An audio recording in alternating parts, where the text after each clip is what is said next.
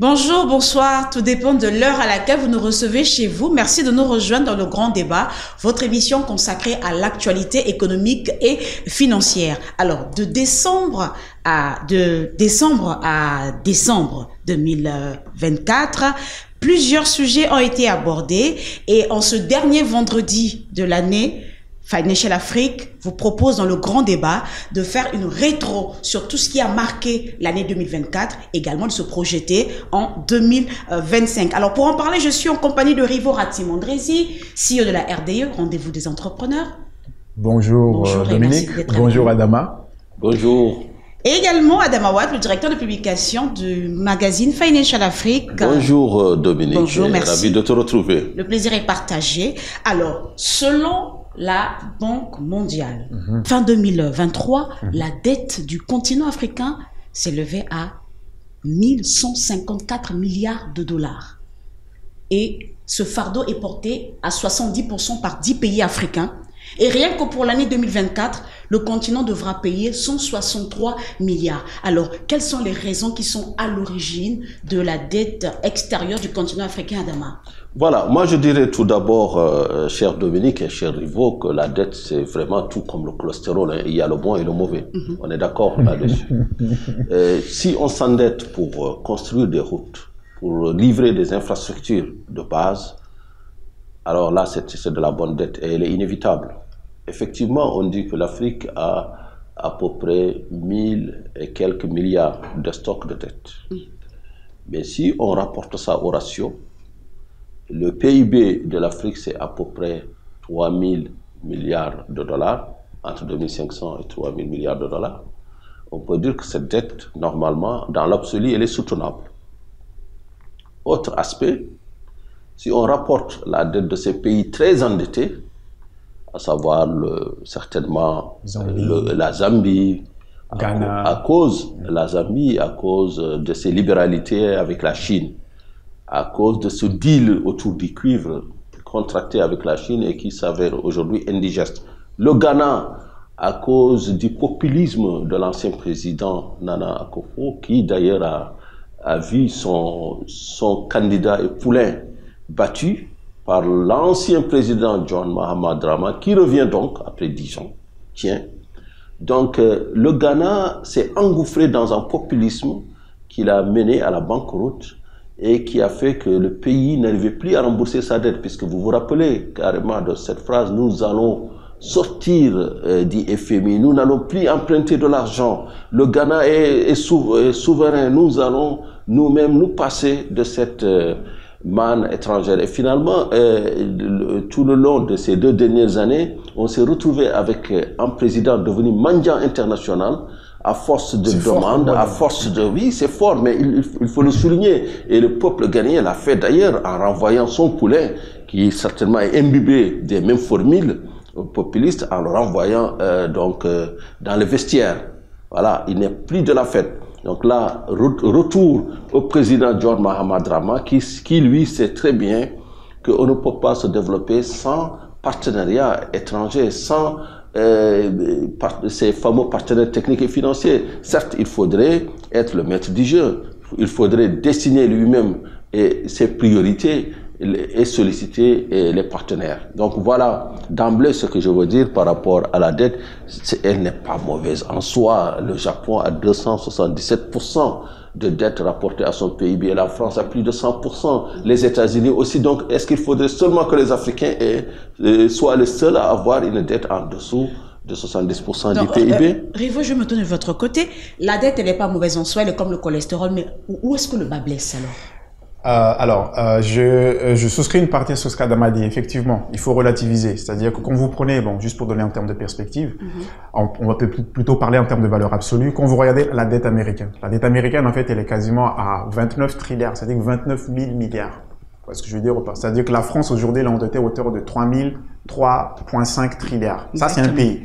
Donc, quand vous regardez un pays, le niveau, l'endettement d'un pays, rapporté aux 54 pays, dans l'absolu, du moins, il n'y a pas tellement de, je veux dire, il n'y a pas tellement d'inquiétude. Mais là où je pense que le problème, en fait, se pose réellement, je pense que c'est l'inquiétude du moins de la Banque mondiale, c'est quand vous vous endettez, d'accord, il faut rembourser la dette, le service de la dette. Et quand vous regardez dans chaque pays, on peut regarder Sénégal, Madagascar, c'est-à-dire que les pays endettés, le service de la dette par rapport au budget, c'est-à-dire que l'argent que vous consacrez, en gros, c'est-à-dire que les impôts que les États collectent, ou du moins c'est ça, en gros, essentiellement les impôts, et puis pour pouvoir payer les personnes chez qui vous êtes endetté, ça devient très problématique parce qu'aujourd'hui, c'est devenu le premier poste, en fait, du moins de budget de l'État. Donc, au Sénégal, c'est quasiment le premier poste, en fait, de budget de l'État. Partout, c'est devenu. Voilà, partout, c'est devenu, en fait, bon, comme au Sénégal, je connais un peu mieux, mais partout, c'est véritablement devenu le premier poste. Donc, c'est-à-dire que. Ou bien c'est redevenu. C'était le cas durant les années 80. Et le problème, en fait, est la chose suivante. Je pense que la dette a beaucoup augmenté quand on regarde bien du moins les statistiques depuis Covid. Covid, c'était une sorte de open bar, en gros. C'est-à-dire qu'au nom du Covid, tous les États sont venus en disant non, effectivement, il faut relancer, voilà, quoi qu'il en coûte quelque part. Et puis, il fallait relancer. Donc, nous aussi, on s'est engouffrés. Mais le problème, en gros, c'était quoi? C'est que comme une entreprise, en gros, quand vous vous endettez, c'est pour faire quoi? Et Adama a évoqué tout à l'heure, c'est intéressant qu'il évoque l'infrastructure en tant que libéral comme il est, mais on aura l'occasion d'échanger. Alors, ou bien il faudrait s'endetter pour payer les salaires? Non, mais justement, c'est-à-dire que l'infrastructure, ça c'est le vieux mantra des libéraux. Effectivement, il faut relancer parce qu'il faut l'infrastructure. Nous sommes d'accord, il faut des routes, il faut des aéroports. Mais le problème, c'est que quand un État investit en fait dans l'aéroport, c'est ça qui est paradoxal, Adama. C'est-à-dire que on en a besoin. D'accord? Au Sénégal, là, ici, on est au Sénégal, il y a les autoroutes, il y a les gares TER, il y a l'AIBD, il y a pas mal de choses, il y a le BRT. On en a besoin, mais le problème, en fait, de ces infrastructures, en fait, ils sont pas rentables. C'est-à-dire que vous prenez beaucoup d'argent, quelque part. Je prends l'argent chez Dominique, ça me coûte 100. Mais quand j'investis, effectivement, la population en a besoin parce que c'est un service public, je ne peux pas le monétiser. C'est ça la difficulté, en fait. Donc, du coup, j'ai emprunté à 100 Dominique. Ma population, il y a encore, peut-être, on a amélioré finalement leur accès à l'infrastructure, mais moi de notre côté, en gros, j'ai pas une contrepartie pour rembourser Dominique.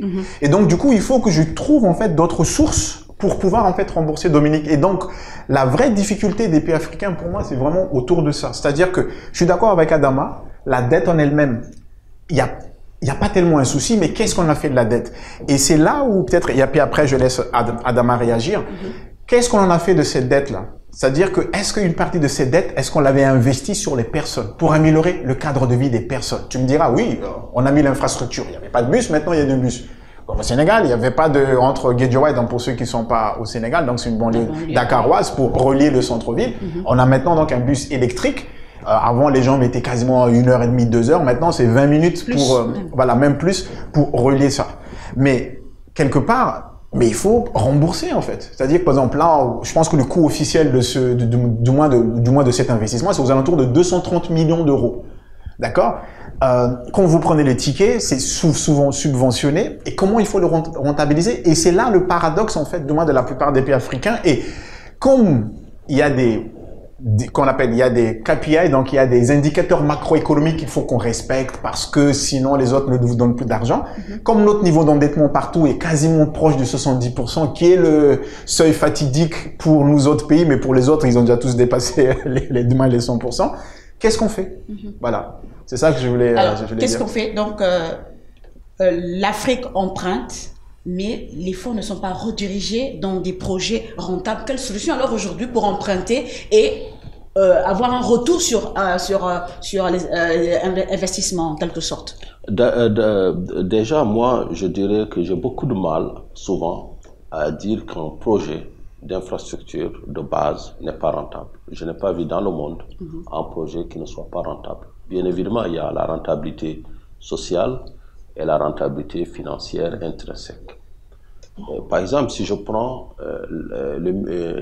la route du nord du Sénégal qui va de Dakar quasiment à Demet, au fin fond de l'île à Morphil. Dans les années 90, j'ai emprunté cette route. Et rien que pour parcourir les 27 km de l'île à Morphil, entre Demet et Ndjoum, il me fallait 7 heures de temps. Je prenais, c'était le même rituel, la pirogue d'abord, ensuite le cheval. Et le cheval, on le faisait traverser en tenant bien ses oreilles pour qu'il ne se noie pas, en l'attachant à la pirogue. Les femmes et tout, on était tous entassés, en priant Dieu, puisqu'on n'avait pas de gilet. Et une fois arrivés donc, sur le Guelonga, en bras du fleuve Sénégal, On descendait, on marchait un petit peu, et puis où on voit la belle, devinez, le goudron, la route goudronnée, le miracle. Et sur 17 km, tu fais 7 heures, et la route goudronnée qui te relie de Ndioum à Richard Toll, tu es à 150 km, et tu mettais pratiquement 1 heure. Moi, je pense qu'il n'y a pas plus rentable qu'une infrastructure routière.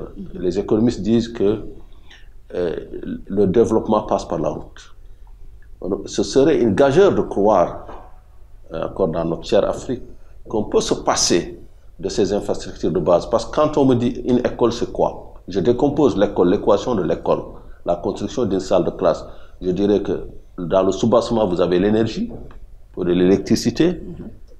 Il faut de l'eau potable, et l'eau potable dépend de l'énergie. Et ensuite, il faudrait bien évidemment les infrastructures de communication, donc la route, Internet, etc. et tout. Donc les infrastructures de base sont indispensables. On peut faire des sauts technologiques, mais on ne peut pas sauter l'étape de construire des infrastructures de base. Et toute infrastructure est rentable. Je prends le cas du Sénégal, du BRT. Mais le BRT est extrêmement rentable du point de vue social, parce que Dakar étouffe du fait non seulement que c'est la première concentration économique du Sénégal, en termes de chiffre d'affaires, je pense 85% du chiffre d'affaires des entreprises est généré ici, mais toutes les PME, la plupart en tout cas, révèlent dans les enquêtes de la direction des prévisions économiques que l'un des facteurs bloquants, c'est la circulation. C'est la circulation, c'est le fait que la productivité est extrêmement basse du fait de l'impossibilité, par exemple dans la région de Dakar, d'assurer une fluidité entre les facteurs, entre le fournisseur et le client. Donc moi je pense que le Sénégal, ce qu'il a fait, ça a l'air gros, ça a l'air pour plein de commentateurs quelque chose de vraiment faramineux, mais comparé aux besoins, c'est 1%. Non, j'approuve, excuse-moi Dominique, j'approuve en fait, une fois encore, je ne dis pas qu'il ne faut pas faire les infrastructures, entendons-nous bien. Il faut faire les infrastructures. La problématique que tu as posée, c'est que cette dette vient d'où? Je dis la dette, en fait, c'est ça. Moi, je pose la problématique. C'est-à-dire que je suis d'accord avec toi. C'est très intéressant que du moins que toi, tu as bien distingué la rentabilité sociale, la rentabilité, en fait, économique. Sociale, je pense que là, tu as décrit, finalement, ton vécu et la réalité aujourd'hui. Plus personne aujourd'hui peut nier, finalement, que l'infrastructure, du moins, qui a été mise en place, ne sert pas à grand-chose. Au contraire, il faudrait davantage, en fait, l'amplifier. Bien. Ben, la problématique, en fait, je dis, c'est que quand vous ramenez de l'argent, c'est ça, en gros. C'est-à-dire que vous allez emprunter de l'argent pour construire l'infrastructure. Il faut le construire. Mais l'argent, c'est pas un don. Il faut le rembourser. Comment vous le remboursez lorsque, justement, c'est-à-dire que c'est un investissement social, mais ça vous ne rapporte pas, en fait, d'argent. Est-ce que vous voyez ce que je veux dire ou pas? C'est-à-dire que, et comment vous remboursez, en fait, demain, ces personnes-là? C'est ça, la difficulté, en fait. C'est-à-dire et c'est là, mon cher Rifo, que nous avons, nous, Africains, quand je parle de nous, je me permets de vouloir représenter les habitants de la terre de l'ICI. Je pense que nous avons beaucoup de marge de progrès à franchir en termes de montage de projets. Puisque si on dit que tout projet a une rentabilité sociale et économique, la rentabilité financière ne devrait pas être un problème. Parce que la rentabilité financière, c'est juste de la construction humaine. Si ça dépend entre deux projets, vous prenez deux banques d'affaires différentes, deux expertises financières différentes, vous allez avoir des coûts différents. Donc, la compression, la marge de progression, c'est au niveau du montage du projet. Moi, il y a un grand investisseur ici sur le solaire qui nous avait fait la révélation en disant que on a voulu donner une centrale solaire à tel pays, mais le montage qui se sont ajoutés ont alourdi le coût et finalement la centrale solaire n'est plus rentable. Parce que c'est ça l'une des grosses difficultés, c'est que nous avons des banques qui souvent sont très peu contrôlées sur le montage du projet. Il n'y a pas de l'autre côté de l'État, du maître d'ouvrage, etc., du répondant.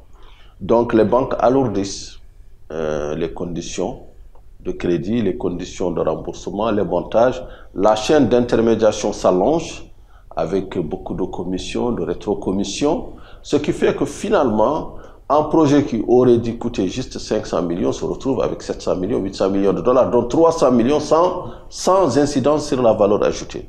Et c'est ça qui fait que ces projets, au départ très rentables, se retrouvent financièrement non rentables. Donc, ce qu'il faut faire peut-être, parce qu'il y a beaucoup c'est de revoir ces montages, pas en les dénonçant, mais c'est de revoir, peut-être c'est d'échelonner les remboursements, ou bien faire comme le fait si bien un fonds qui s'appelle Africa 50, je m'excuse pour la publicité, je sais qu'elle offusque en grand, comment dirais-je, égalitariste comme niveau.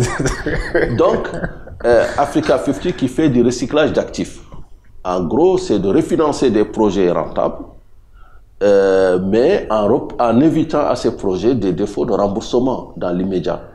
Il y a pas mal de projets en Afrique qui sont dans ce cas de figure, mais l'État a tous les moyens de faire reculer les échéances de remboursement, bien évidemment pas en dénonçant encore une fois, mais en négociant avec les parties prenantes. À vous entendre parler, la rentabilité sociale y est, la rentabilité économique y est, la rentabilité financière y est. Alors non, n'y est pas. Non, la rentabilité financière, elle est une fonction dérivée. Elle dépend juste des conditions de montage du financement. Et c'est là où, excuse-moi Dominique, et c'est là où du moins, là c'est-à-dire que ce qu'Adama dit en fait, excuse-moi Dominique, c'est très intéressant, mais moi je dis justement c'est que le problème aujourd'hui, parce que là on a posé le problème, je pense qu'on est d'accord sur ça. Donc Adama a trouvé une piste que lui, c'est certainement vrai, parce que c'est son métier de analyser quel montage, rentable ou pas rentable.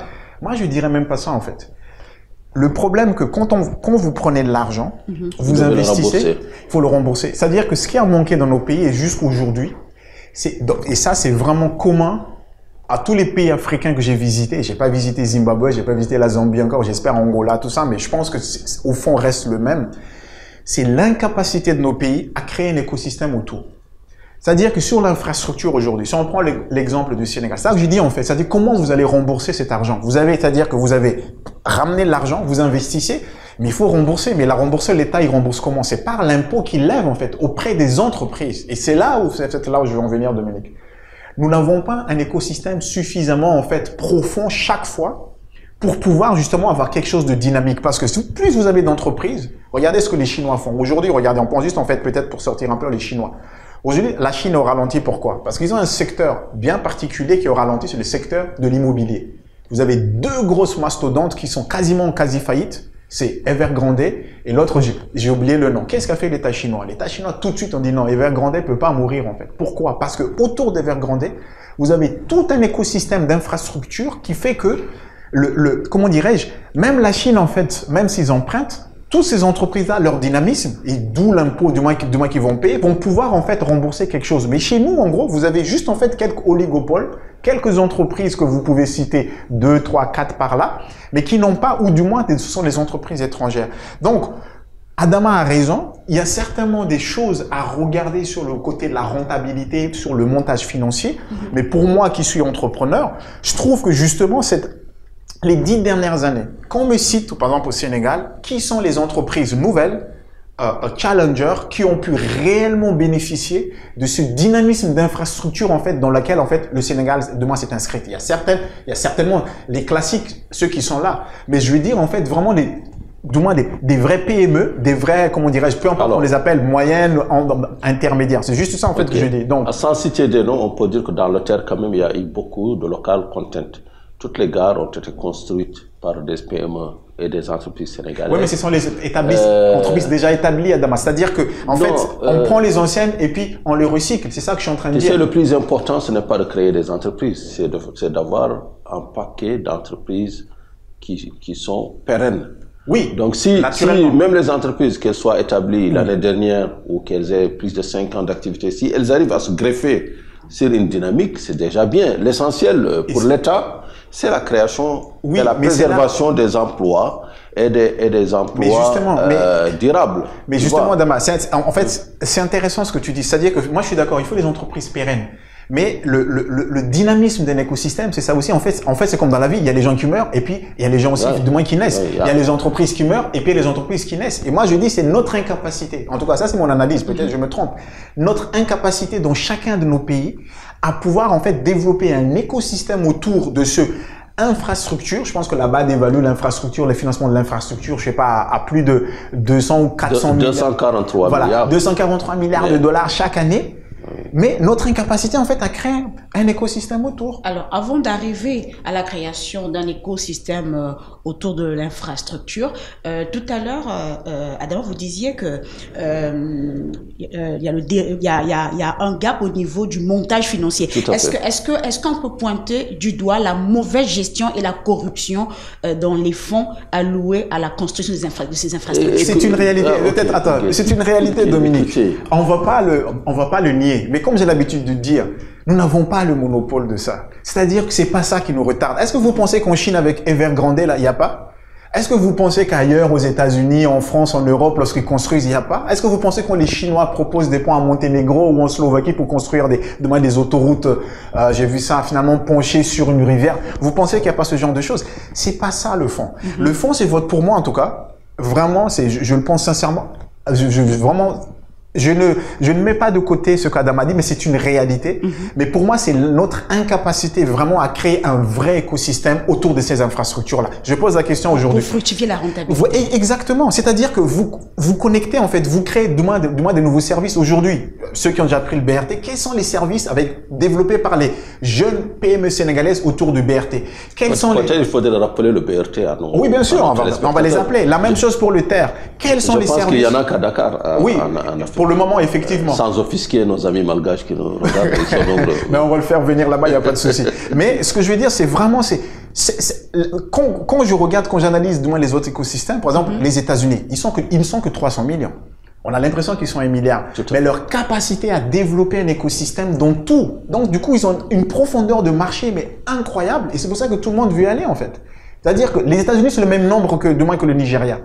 Le Nigeria, ils sont quasiment à 300 millions. Mais comment se fait-il que les États-Unis, pour 300 millions, ils arrivent quasiment à capter le monde entier et que le Nigeria, pour le même nombre, en fait, ils sont même pas au 1 milliard, en fait, par rapport aux États-Unis. C'est vraiment l'écosystème. Donc, on retient de la dette que c'est pas mauvais en soi, c'est comme le cholestérol, mais il faut juste une bonne gestion pour de bons montages et également créer un véritable écosystème autour de ces infrastructures. Voilà. Et je réponds à ta question.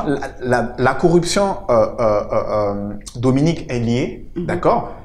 Du moins, elle est là. Le nier, ce serait juste une réalité. Mais c'est pas ça qui nous empêche, en fait. C'est pas la raison principale. C'est pas la raison principale pour moi. Même s'il faut lutter contre, nous sommes d'accord. Il ne faut pas que nos téléspectateurs croient que oui, que Rivaux, les solaires, promet ce genre. C'est quoi la raison principale? En réalité, la raison principale, c'est justement le fait que nous dépendons trop de l'extérieur.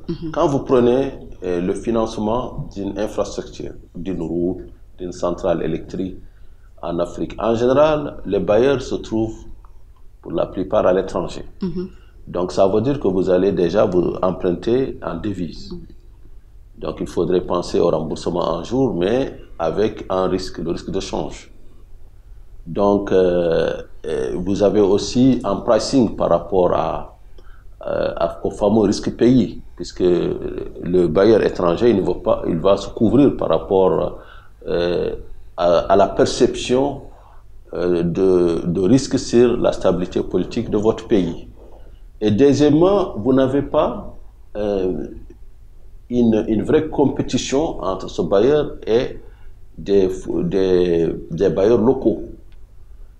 Et il y a encore un autre facteur, c'est que dans la réalisation du projet, les parties prenantes locales, les PME, etc., l'écosystème, souvent vous êtes tenté d'aller faire un recours à contracter avec l'extérieur, soit pour livrer très vite, soit parce qu'il faudrait répondre à certaines spécifications, soit parce qu'il s'agit aussi de dettes liées.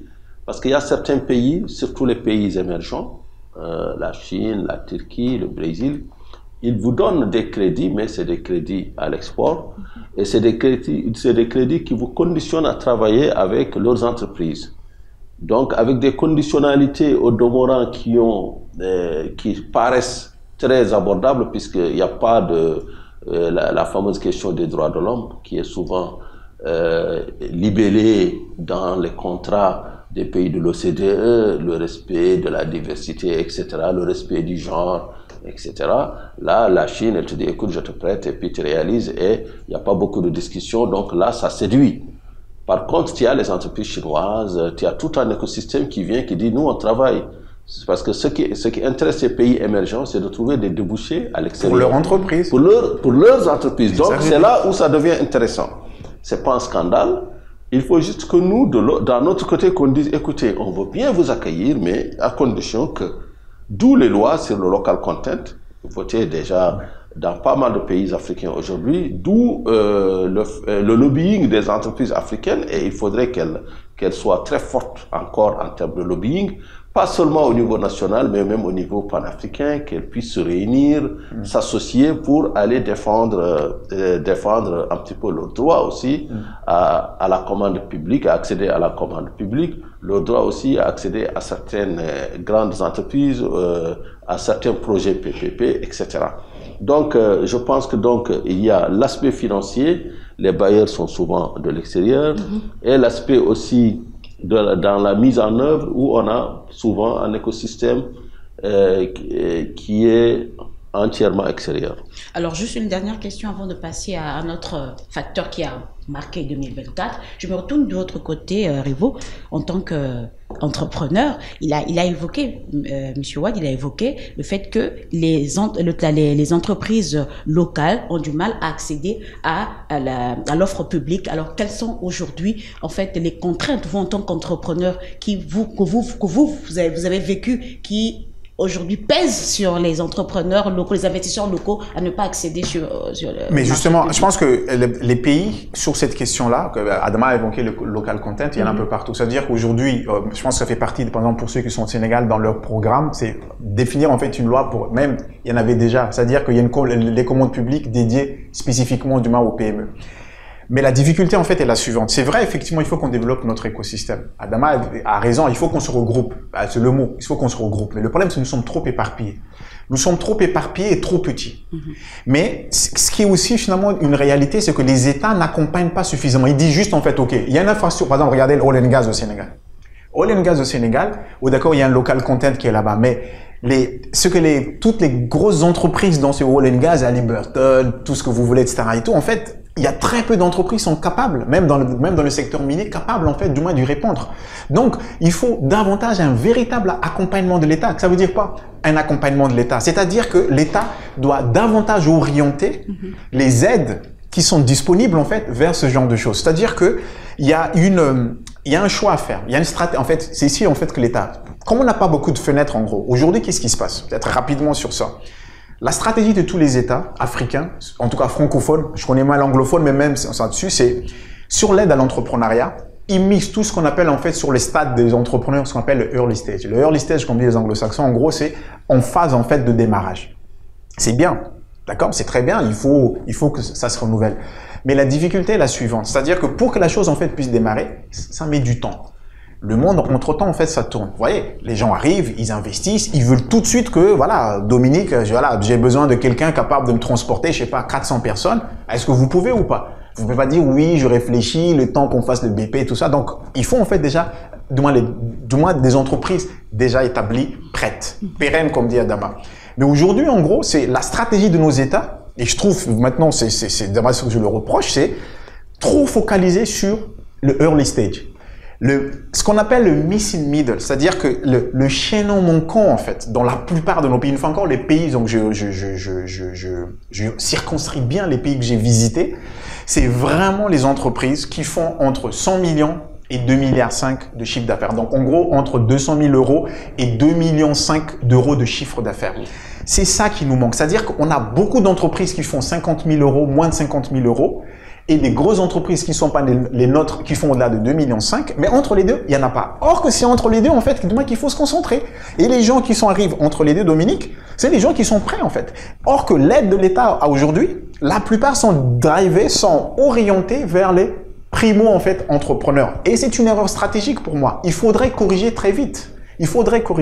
Donc, pour revenir à ce que toi tu as dit, c'est qu'aujourd'hui, c'est ça la difficulté que nous avons. Donc, quand l'État arrive, il dit, OK, Il faut construire qu'on appelle ça là, le TER. Les entreprises ici, donc là on parle du Sénégal qui a été choisi, sont toutes les entreprises qui font plus de 2 milliards, considérées comme des très grosses entreprises. Eux, ils sont déjà très grosses, Dominique. Ils ne peuvent pas être plus gros qu'ils sont. D'accord, ils aimeraient, mais sinon ça devient multinational, mais ils sont déjà très gros. C'est ça que j'appelle l'écosystème. Quels sont les PME qu'ils auraient pu en fait se connecter avec eux pour fabriquer tout ce qu'il fallait fabriquer? Parce que les TER, il y avait beaucoup de choses finalement qu'il fallait faire. Est-ce que vous voyez ou pas? Et c'était comme ça en fait, c'est ça que j'ai dit en fait, l'État ne les accompagne pas suffisamment en termes d'expérience. Ok, vous avez fait le TER, maintenant on a fait le BRT, donc maintenant si on étend les TER de là où on est, par exemple, du moins pour l'amener à Tamba, c'est-à-dire désormais ce sont ces personnes-là parce qu'ils ont une première expérience. Or qu'aujourd'hui, le local content, c'est un bon début, mais c'est juste pour moi beaucoup de marketing parce que le fond n'y est pas. Il faudrait véritablement prendre parce que les fonds existent, hein, et les orienter vers des entreprises qui existent déjà et que les orienter vers ce type de marché parce que eux, ils sont déjà prêts et il faudrait davantage les accompagner financièrement et techniquement, naturellement. Le local content, c'est beaucoup de marketing, mais le fond n'y est pas. Nous allons certainement y revenir dans nos émissions en 2025. Alors, après avoir abordé le service de la dette, nous allons parler un peu du déficit budgétaire. C'est lié. C'est lié. Ah ouais. Nous allons entrer en profondeur, voir un peu les différents dérapages qu'il y a eu avec les différents États, quelles en sont les causes, parce que beaucoup d'États africains ont largement dépassé le budget alloué pour l'année. Ces dérapages sont dus à quoi exactement, Revo? Mais en fait, c'est juste en termes de culture. Citez-moi un pays africain qui a voté un budget à l'équilibre. Ça veut dire quoi? Ça veut dire que vous avez des recettes 100 et vous avez une dépense de 100. Ça, en fait, le budget à l'équilibre. Ça, c'est les Allemands, ça, c'est leur truc. Les Allemands, c'est cette rigueur. Ils ont toujours voté. Eux, ils ont des déficits. Voilà. Ils ont commencé uniquement cette année depuis qu'ils sont coupés de la Russie. Donc, en fait, c'est très culturel comme la France. Comme nous sommes la plupart des pays colonisés par la France, la dernière fois que la France a voté un budget à l'équilibre, du moins un budget excédentaire, c'était peut-être dans les années 70. La France a pendant quasiment 40 ans. Donc ça veut dire que c'est pas un mal en soi. Non, mais c'est pas un mal en soi. C'est-à-dire que, voilà, mais en gros, il y a un problème là-dessus, d'accord? Donc, une fois encore, c'est lié, Dominique. C'est-à-dire que vous n'avez pas suffisamment d'une économie prospère. Et puis, peut-être, là, tu vas me dire, oui, mais les États-Unis aussi, finalement, ils ont une économie prospère, mais comment se fait-il qu'ils sont systématiquement, finalement, déficitaires? Après, je ne veux pas rentrer dans les débats des économistes, d'accord? Mais le problème ici, juste, c'est qu'en fait, ce sont les théories économiques, d'accord? C'est-à-dire qu'il y a ceux qui prônent, pour beaucoup de raisons, que le budget doit être équilibré pour le bien-être de l'économie, justement pour la monnaie, pour que les choses puissent bien se faire. Et généralement, ceux qui prennent ça, c'est ceux qui font souvent, du moins les pays qui sont exportateurs. Maintenant, tu as les autres pays déficitaires. Et là, le problème y est parce que la dette, justement, c'est le premier poste en fait budgétaire. Et donc, quand vous augmentez vos dettes, vous avez le capital à rembourser, faut pas oublier, hein, et vous avez les intérêts à rembourser. Et pour le moment, lorsque vous regardez bien le budget, c'est souvent les intérêts d'abord qu'on le demande de rembourser parce que le capital, lorsqu'il arrive à l'échéance, ils font ce qu'on appelle rouler la dette. C'est-à-dire que vous allez vous emprunter à nouveau pour rembourser en fait ceux qui sont là. Donc, du coup, ça tourne. Le mur de la dette. Voilà, quoi. Il repousse en fait. Donc, du coup, la dette et le déficit, pour moi, en fait, sont liés. Et pour nous, Africains, plus spécifiquement, nous avons souvent, en fait, un déficit budgétaire parce que nous avons tous des États facouchères, des États, finalement, qui vivent au-dessus de leurs moyens par rapport à la recette qu'ils peuvent lever. Les États qui vivent au-dessus de leurs moyens, la Côte d'Ivoire est passée de plus de 13 milliards de francs CFA à 15 milliards récemment le 7 décembre. Est-ce que c'est une mesure? Plus que ça, alors. 1300, alors. Ça doit être 1 trilliard, alors. Parce que 13 milliards, c'est peu. Est-ce que le fait d'avoir augmenté le budget de plus de 11% va venir un peu régler cette question d'excès budgétaire? Alors, le budget, moi, je regarde souvent les lois de finances et je trouve qu'on se gargarise souvent sur l'augmentation du budget.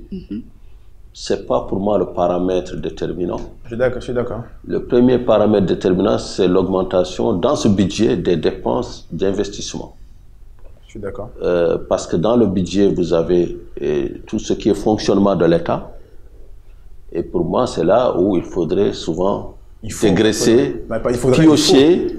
Parce que si les dépenses de fonctionnement, c'est quoi? C'est tout. Bon, et bien sûr, il y a les salaires, il y a l'entretien de l'État, de ses infrastructures. Il y a le fait que souvent dedans, pour certains pays africains, un parlementaire avec deux véhicules, avec 1000 litres de carburant, les avantages liés, les avantages liés aux fonctions, etc. et tout. Maintenant, l'investissement, c'est la construction des écoles, c'est la recherche et développement des centres de santé. D'abord, les écoles, il faut qu'il y en ait suffisamment pour parler de la recherche. Et développement. Donc, c'est la construction, encore une fois, des urgences en termes d'accès, par exemple, voilà. Okay. d'accès à la santé maternelle dans les villages, d'accès à l'école, à l'énergie, à la scolarisation des jeunes filles. Donc, c'est pourquoi le budget doit être décomposé pour bien comprendre ce qu'il en est. Et heureusement, dans le cas de la Côte d'Ivoire, par exemple, on voit que les dépenses l'emportent largement sur les dépenses d'investissement l'emportent largement sur les dépenses de fonctionnement. Donc, d'ailleurs, on le voit, c'est un pays qui progresse beaucoup en termes de livrables sur les infrastructures. Donc, c'est un pays aussi en termes de capacité électrique installée, en termes de route. Là, tu parles de la Côte d'Ivoire. La Côte d'Ivoire. Okay. Donc, c'est un pays qui progresse et qui a d'ailleurs rattrapé le Ghana. Bon, on ne le dit pas pour dire que le Ghana a un mauvais système de fonctionnement, mais pour dire que la Côte d'Ivoire est très dynamique, puisque aujourd'hui, c'est la deuxième économie de la CEDEAO derrière le Nigeria. La Côte d'Ivoire, elle est très dynamique. Quand on prend par exemple le cas du Sénégal, en parlant de dérapage, donc le déficit public du Sénégal est passé de 5 à 10% du PIB. Alors est-ce que c'est inquiétant en soi ou pas? Mais une fois encore, tout dépend de ce que vous faites en gros. Il faut d'abord préciser d'où viennent les chiffres. Ben, les chiffres ont été annoncés par le Premier ministre Ousmane Sonko. Par le Premier ministre. Oui, c'est à l'issue de ces chiffres-là. C'est une fourchette en fait, voilà, c'est une fourchette, mais peu importe. C'est-à-dire que ça dépend une fois encore, qu'est-ce que vous allez en faire? C'est-à-dire qu'un déficit, en fait, c'est simple. C'est-à-dire que peut-être pour nos téléspectateurs, voilà, vous avez des recettes et puis vous avez des besoins. Mais aujourd'hui, on a identifié, une fois encore, Adam a dit, effectivement, c'est bien de décortiquer. Si vous avez un déficit, comme vous analysez en fait un compte d'une entreprise, l'entreprise est déficitaire à la fin de l'année, c'est-à-dire que elle a produit plus en fait de moins de charges, de moins que des produits, de moins que de recettes. Vous analysez en fait d'où ils viennent. Effectivement, je suis d'accord avec Adama. Si effectivement vos déficits, d'accord, ou vos déficits budgétaires ou du moins le déficit de vos comptes proviennent essentiellement d'un investissement lourd que vous avez réalisé, c'est-à-dire que vous misez pour l'avenir. Un investissement exceptionnel. Effectivement, mais en revanche, en fait, non, maintenant c'est factuel, on sait, dans la plupart de nos pays, le déficit vient essentiellement en fait d'un poste.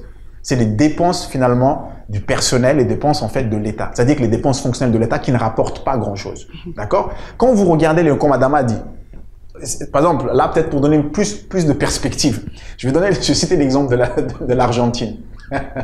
Javier Milei. C'est-à-dire que l'Argentine, juste pour ouvrir, c'est-à-dire voilà, bord du gouffre, pays quasiment, il y avait tout, l'inflation à 4000%, bref. Tous les indicateurs macro n'étaient pas rouges, mais c'était rouge pivoine. C'est-à-dire que tout n'allait pas. Lui, il est arrivé, certes, du moins c'est un économiste, il a dit finalement qu'il allait tailler dans tout. Il a réduit le nombre de ministres à 6, le nombre de députés à 20. Il les a tous taillés, c'est-à-dire que... Il a supprimé le ministère de la Culture, voilà, ça ne sert à rien. Il a licencié 33 000 fonctionnaires. Après, c'est une thérapie de choc. Après, il y a des gens, il a été élu, donc les Argentins, j'imagine, étaient prêts, même le FMI, finalement, c'était mieux qu'ils n'auraient jamais imaginé qu'un pays allait au-delà de ce que eux-mêmes, ils allaient préconiser. Donc, tout dépend, en fait, Dominique, d'où proviennent vos déficits. Mais malheureusement, chez nous, c'est pour ça que je dis que, en fait, c'est dangereux. Parce que le déficit, en gros, c'est quoi? C'est vous hypothéquez les futurs, en fait, du moins de vos populations. C'est-à-dire que, OK, comme aujourd'hui, en fait, comme une entreprise, exactement comme une entreprise. C'est-à-dire que vous endettez pour investir, vous construisez votre siège, vous investissez pour une nouvelle machine, vous investissez sur recruter des personnes compétentes ou du moins vous investissez dans le futur. Mais chez nous, en gros, c'est-à-dire que chaque année, on augmente la masse des fonctionnaires. En plus, d'ailleurs, pour un service public qui n'est pas proportionnel à cette masse-là, parce que quand vous regardez le nombre de fonctionnaires demain dans nos pays et quand vous regardez l'efficacité de nos services publics, et là, je vais citer aucun pays, mais que chaque citoyen qui nous écoute dans différents pays regarde, fait le lien. il n'y a absolument pas aucune mesure. C'est-à-dire que vu le budget que l'État consacre, ça peut être génial. C'est-à-dire, OK, on veut vraiment beaucoup de fonctionnaires partout mais avec un service public, en fait, la santé, éducation, du moins qui fonctionne. Mais malheureusement, du moins, c'est pas le cas. Et donc, du coup, le déficit que nous avons, c'est pas un bon déficit. Donc, du coup, là, pour revenir au propos d'Adama au départ, donc là, c'est du très mauvais cholestérol. Et moi, je rajouterais sur l'Argentine, excusez-moi, Dominique, pour dire que la thérapie de choc n'a pas fonctionné encore.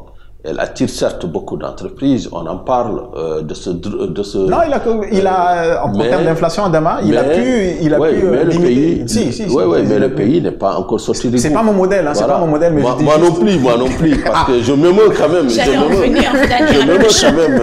Quand le ministre veuille aller jusqu'à supprimer le ministère, quand le président veuille supprimer le ministère de la Culture, mais là, ça me pousse à faire un petit retour en arrière.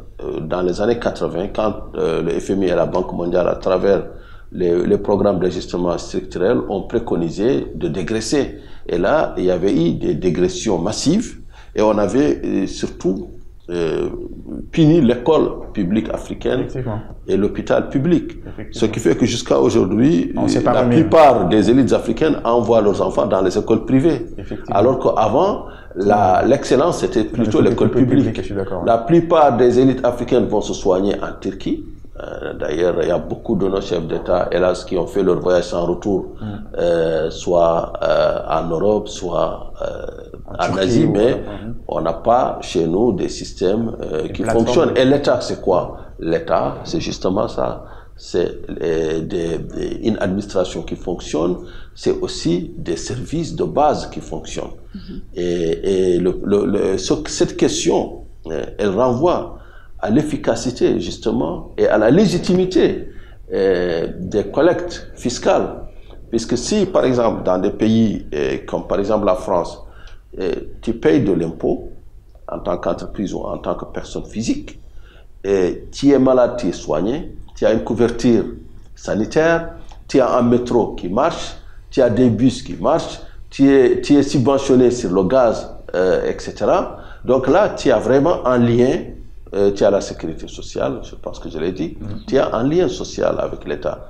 Tu as carrément des avantages. Donc tu peux savoir pourquoi je dois être un bon contribuable parfait. Or, chez nous, tu as des routes qui manquent vraiment sur la plupart des portions du territoire. Tu n'as pas d'école publique. Tu n'as pas parfois d'électricité. Les professeurs sont pas bien. Déjà, l'électricité coûte trop cher.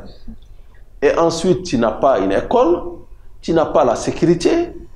Donc, finalement, il y a un problème de légitimité même de l'État qui se pose. C'est pourquoi, moi, je pense que beaucoup d'États africains sont en faillite, en faillite morale, vis-à-vis de leurs citoyens, vis-à-vis de leur fonction première de protéger leurs citoyens et de les faire vivre dans un environnement sécure.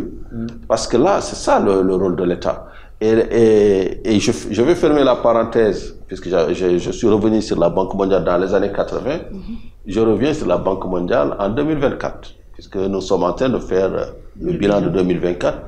Et je me permettrai de faire et de tirer une petite sonnette d'alarme, ce que le FMI est en train de dire à nos pays. Banque mondiale ou FMI? Banque mondiale ou FMI? Le FMI et la Banque mondiale. Ils sont en train de dire à nos États de réduire les subventions, que c'est pas bon, les subventions sur l'énergie, que ça ne profite qu'aux riches, c'est eux qui ont des voitures. Ils sont en train de dire d'appliquer la vérité des prix sur certains secteurs. Libéralisme, et là, qu'est-ce qu'on a vu?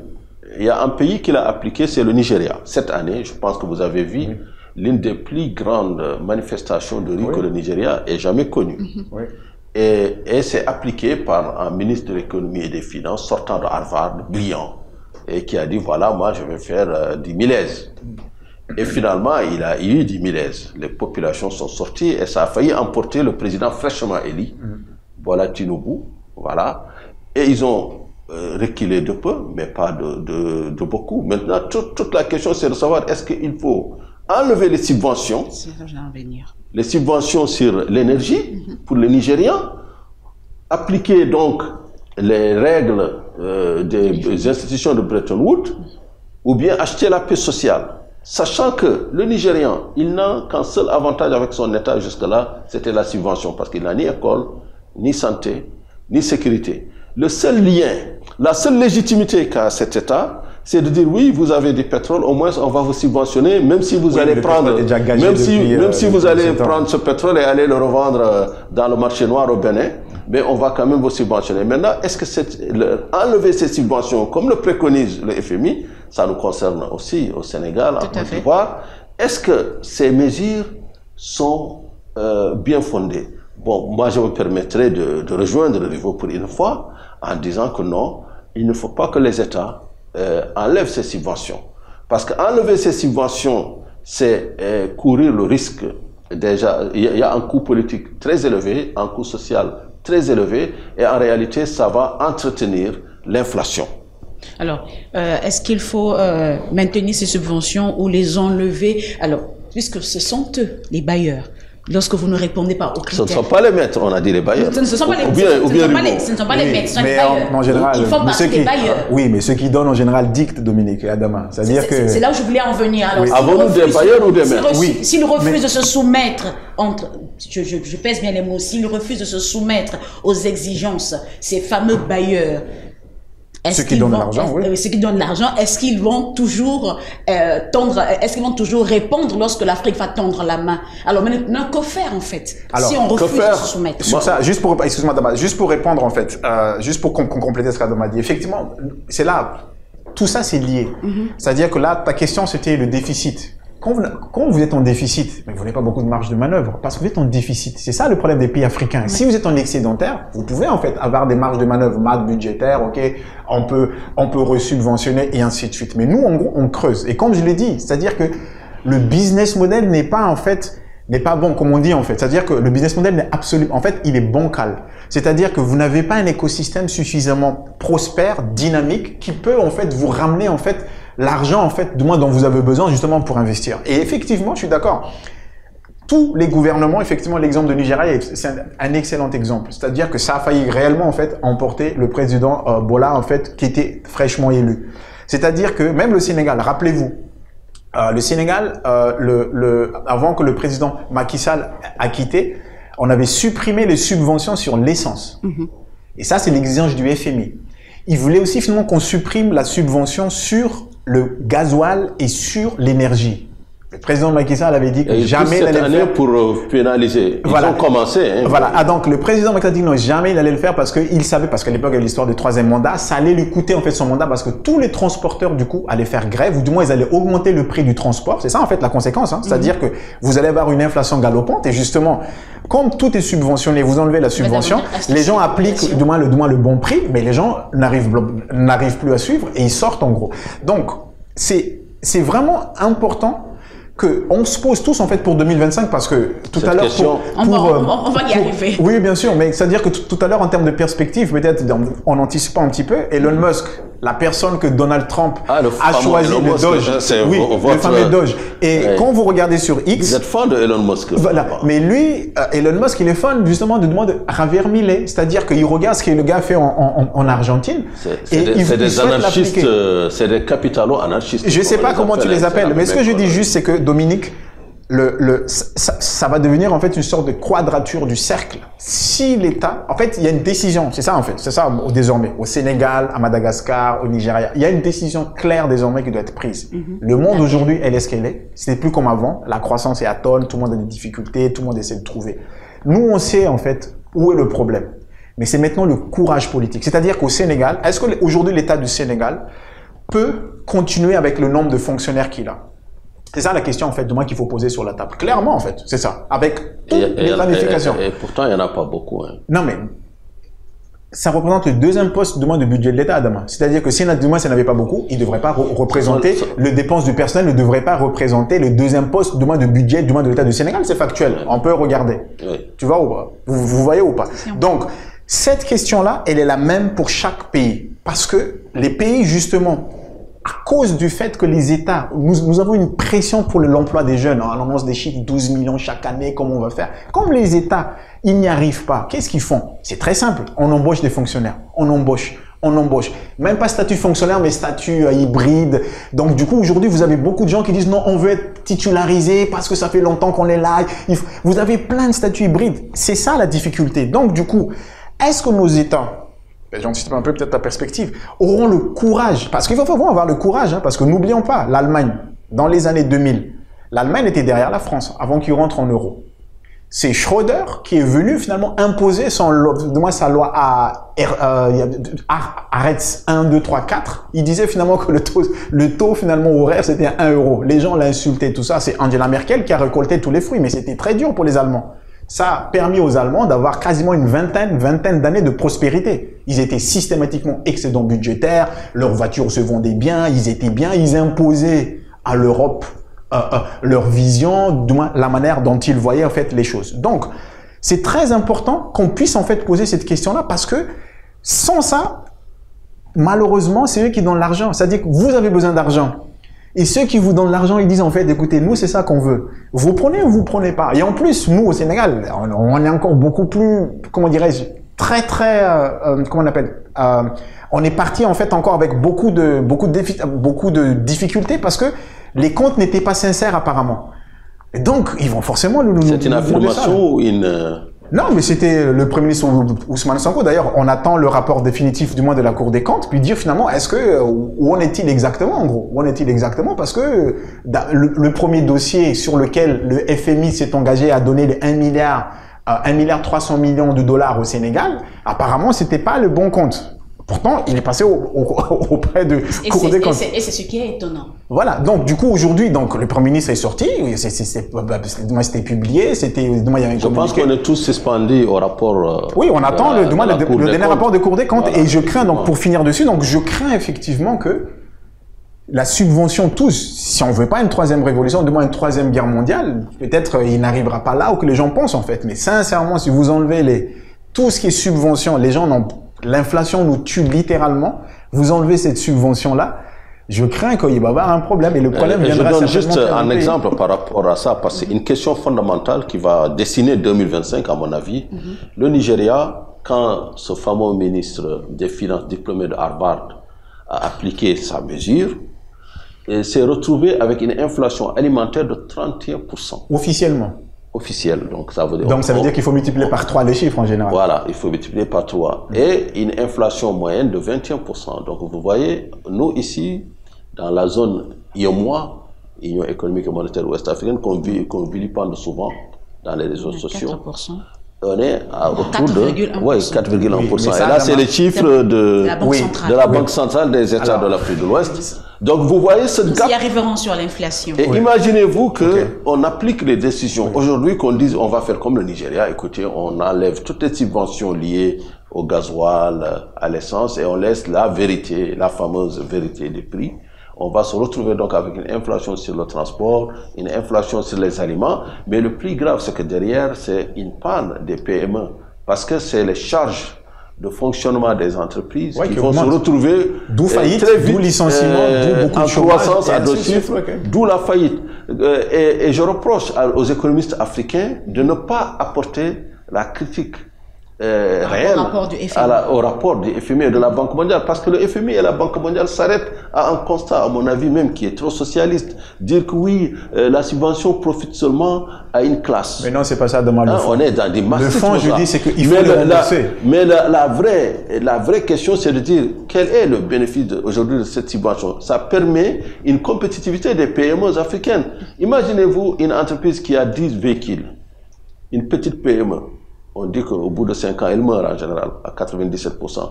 Et que cette PME se retrouve, on dit oui, on a augmenté dans la nuit de 30% les prix du gasoil, de 35% les prix de l'essence, etc. Et en même temps, les aliments que vous alliez prendre on a augmenté. Donc, on va se retrouver très vite avec une inflation très forte qui va manger la croissance. Et donc, avec une décélération et une faillite économique globale, comme on l'a connu déjà dans les années 80. Et je finis juste, Dominique, je rappelle qu'on nous avait imposé une dévaluation de 50% dans les années 90, mais finalement, personne n'a reconnu jusqu'à aujourd'hui que c'était une erreur monumentale. de la part, justement là, c'était même pas la Banque mondiale et le FMI, peut-être derrière, mais c'était surtout dans la zone franc, les chefs d'État qui n'ont pas eu assez de force pour dire non. La dévaluation va nous faire retrouver du jour au lendemain avec des engagements extérieurs multipliés par 2. Voilà. Alors, pour finir, la dernière question concernant le déficit budgétaire, l'Afrique aujourd'hui se voit imposer disons l'annulation, le retrait de certaines subventions. Alors, c'est le bailleur et lui, il attend du bailleur. C'est pas le maître. Il n'est pas le maître, il est le bailleur, mais l'Afrique a quelque part les mains liées. Que faire? Non, nous n'avons pas les mains liées aujourd'hui. Je dis quelque part. Oui, quelque part, oui. Cher Dominique, nous n'avons pas les mains liées. Je vais prendre l'exemple de ton pays, le Congo, que Rivo ne connaît pas. Malheureusement, on peut encore, mais j'espère l'année prochaine. Le Congo, dans la zone CEMAC, a donné un exemple dernièrement en restructurant sa dette. C'est-à-dire... le Congo Brazzaville. Bon, on dit qu'il y a le vrai... Non, on ne va pas rentrer dedans. On va pas rentrer dedans. Il y a la République démocratique du Congo et la République du Congo.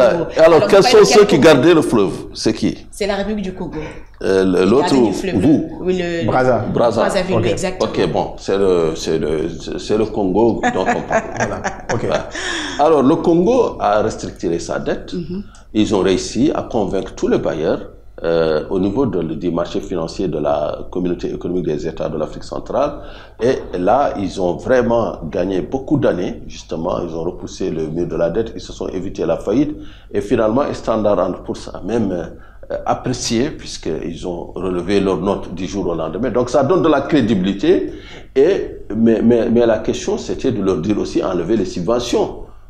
C'était de leur dire, ah non, la meilleure manière de sortir de l'impasse, c'est d'enlever les subventions. Mais ils ont compris que la population, elle n'a que ça, en réalité.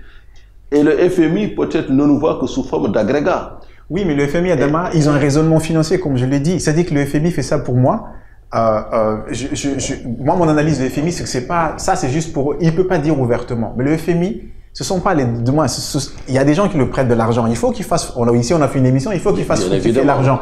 Les FMI, qu'est-ce qu'ils voient? Quand vous subventionnez, c'est-à-dire que, en fait, comme un prêteur donne à un emprunteur de l'argent, qu'est-ce que vous faites de l'argent? C'est-à-dire que c'est ça, en gros, par exemple, ça, c'est un des aspects que nos entrepreneurs n'arrivent pas à bien comprendre. C'est-à-dire que les investissements et paiement de charges. Si cet argent que vous empruntez à la banque, vous couvrez vos charges, vous allez avoir des soucis, en gros. C'est-à-dire que vous allez avoir du mal à rembourser la banque parce que l'investissement est censé vous ramener davantage, finalement, vous voyez ce que je veux dire, enfin, plus de chiffre d'affaires. Et donc, nous, quand le FMI voit ça, je me place à la place du FMI, je donne l'argent, finalement, à Adama qui est Mauritanien. D'accord? Si Adama me dit, OK, je veux subventionner, je veux prendre cet argent-là pour subventionner tous les Mauritaniens, du moins l'énergie, du moins de tous les Mauritaniens. Je dis, dans l'absolu, c'est bien, d'accord, il va voir, mais comment il va me rembourser, en fait? Et donc, je vais lui dire, écoute, moi, si je te donne là l'argent, c'est certainement pas là-bas, en fait, que là, tu vas mettre mon argent. Je veux que tu me montres, en fait, tu vas centrer une centrale électrique, centrale solaire, tout ce que tu veux, mais pas nécessairement là-bas. Et c'est ça, je dis, c'est-à-dire que vraiment, pour moi, 2025, je peux déjà le dire, peut-être en anticiper un peu de perspective, c'est la réforme. Qu'est-ce que la réforme? C'est pour ça que l'Argentine, pour moi, est très intéressante. Même, je suis pas d'accord la manière d'en fait parce que mais vous m'inquiétez. Oui, on a c'est-à-dire une inversion de rôle. Non, mais c'est-à-dire que le socialisme. Non, j'ai jamais été socialiste. Non, je recule. Moi, j'ai jamais été socialiste. C'est-à-dire que moi, je dis juste, c'est que la réforme, elle est où la réforme? C'est-à-dire que le Congo, Adama, c'est-à-dire que le fait d'avoir restructuré, c'est-à-dire qu'on place juste, en fait, on déplace juste le problème dans le temps, mais ça ne veut pas dire qu'on a réglé le problème. C'est comme le Covid, en fait. C'est-à-dire que, quelle est la réforme? Et c'est là où dit finalement que tout le monde, nous, au Sénégal, c'est ça qu'on souhaite véritablement bon vent et toute une réussite avec les nouvelles autorités ici, parce qu'il veut faire un changement systémique. Mais un changement systémique demande, en fait, des réformes courageuses. Mais la question, puis je te donne la parole et puis je finis dessus, Dominique, est-ce que nos économies seront suffisamment robustes pour encaisser le choc? Parce que 10 réformes, il y a choc. Il y a choc. C'est ça, en gros. C'est-à-dire qu'est-ce qu'on peut attendre? Est-ce que voilà, OK, on dit voilà, on enlève toutes les agences, donc il y a 15 000 personnes licenciées, on enlève tout ça pour redémarrer à zéro. C'est ça la question. Et c'est là où j'attends, en fait, qu'il faut des gens courageux. C'est-à-dire que diriger, c'est d'être courageux. Voilà. Qui dit réforme, dit choc. Vous partagez cet avis? Alors, moi, je pense que diriger, c'est un compromis permanent. Et même tragique parfois entre le court terme et le long terme. Tu as besoin de prendre une décision. Le leader doit constamment veiller au bien-être de sa population, mais dans l'intérêt général. toute décision doit être dictée par l'intérêt général. Parfois, à court terme, cette décision peut être très impopulaire et il faut oser l'affronter. Je suis d'accord. Or, quel est ce leader qui peut, à l'ère des sondages, à l'ère des réseaux sociaux, à l'ère des blogueurs et des journalistes citoyens qui ne sont pas tenus à la patte, quel leader oserait s'aventurer dans cette impopularité à court terme? Mais c'est la grandeur je citerai peut-être, et de manière arbitraire, le président Patrice Talon, quand il faisait le déguerpissement du marché de Cotonou. Il a affronté vraiment une vague d'impopularité. Il a traversé l'océan, il a survécu. Et il est devenu quand même aujourd'hui, je pense que tout le monde lui reconnaît au moins que ce fut une bonne opération. La modernité, l'effet d'entraînement pour l'intérêt général. Bien évidemment, pour les particuliers, effectivement, ça a été très dur. Mais pour le Bénin dans l'ensemble, ça a été nécessaire et indispensable. Est-ce que nous, nos leaders, que ce soit au Sénégal, en Côte d'Ivoire qui va aller dans une année électorale assez électrique en octobre, et où peut-être Tidjane Thiam d'une part, Jean-Louis Bion de l'autre. Non, je parle des modernistes, je parle de ceux de ceux qui incarnent un petit peu le renouveau. Affi N'Guessan, pour moi, il appartient à une certaine époque, peut-être belle, mais à une certaine époque. Mais je pense que ça, une alternance est nécessaire aussi dans ce pays, vu tout ce que le président Ouattara a accompli sur ces 15 dernières années. Donc, il faut des décisions courageuses. Certainement qu'en 2025, nous y reviendrons en long et en large sur ces sujets. Nous allons aborder également notre volet, l'inflation. Wow. Au sein de la zone UEMOA, au premier trimestre, on était à environ 3%. Au deuxième trimestre, c'était l'apothéose. L'inflation est descendue à 2,8%. Au troisième trimestre, 4,1%. Et au dernier trimestre, 4,1%. Donc, c'est-à-dire entre le troisième et le quatrième trimestre, ça n'a pas beaucoup bougé. Raison pour laquelle la Banque centrale a maintenu son taux directeur à 3,50%. Que dire globalement de l'inflation? Non seulement aux zones UEMOA, mais... Vous vous adressez à nouveau? Oui, c'est lui qui a toujours commencé. C'est lui qui a toujours commencé. Là, je veux commencer. Donc, que dire globalement de l'inflation au sein du continent? Tout d'abord, moi, je dirais que l'UEMOA, d'une manière générale, c'est la Rolls-Royce de la macroéconomie africaine. De façade. Voilà. Je reviendrai. Ok, allez-y.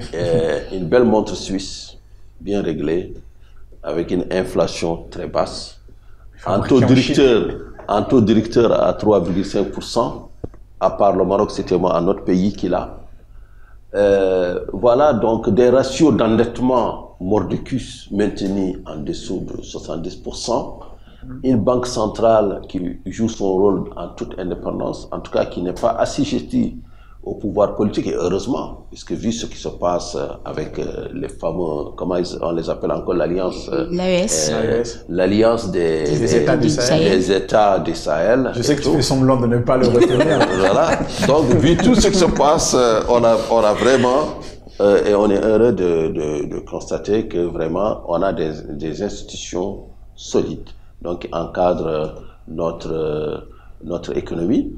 Et pour l'inflation, je pense que ce n'est pas un problème pour la zone UEMOA, à condition qu'on ne suive pas aveuglement les desiderata du FMI et de la Banque mondiale, qu'on reste sur nos modèles de société, parce qu'en État, ce n'est pas seulement des objectifs esthétiques de la macroéconomie, mais c'est d'abord un lien social qui doit être maintenu. C'est aussi une compétitivité des facteurs de production pour les agents économiques que nous sommes. Et tout cela, c'est très important à mettre dans la balance. En dehors de la zone UEMOA, hélas, je vois que le Nigeria a une inflation à plus de 2 chiffres. C'est inquiétant. Le président Tinubu en est sorti, mais est-ce qu'en 2025, il ne fera pas face à une autre fronde, parce que là, les frondeurs exigent le retrait des mesures impopulaires prises par son ministre des Finances sortant, je le rappelle parce que c'est la doxa sortant de Harvard. Au Ghana, le président a été balayé et pas lui directement, mais son camp a été balayé et remplacé par celui qui était là il y a 10 ans. Donc, faut-il dire que nous sommes dans la quadrature du cercle, certainement.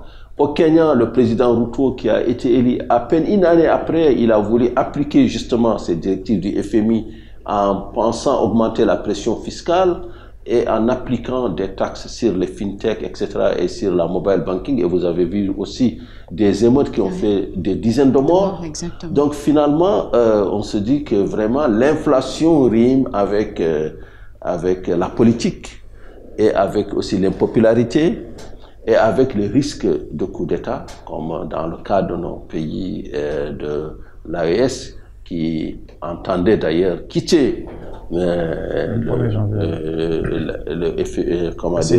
la CEDEAO, et j'espère qu'ils ne vont pas aller dans cette extrémité et qu'ils vont revenir à de meilleurs sentiments, même si on doit constater que les premiers ministres civils qui avaient été nommés ont tous été comme par enchantement, et à l'exception du premier ministre du Niger, qui est par intérim, ont été tous relevés.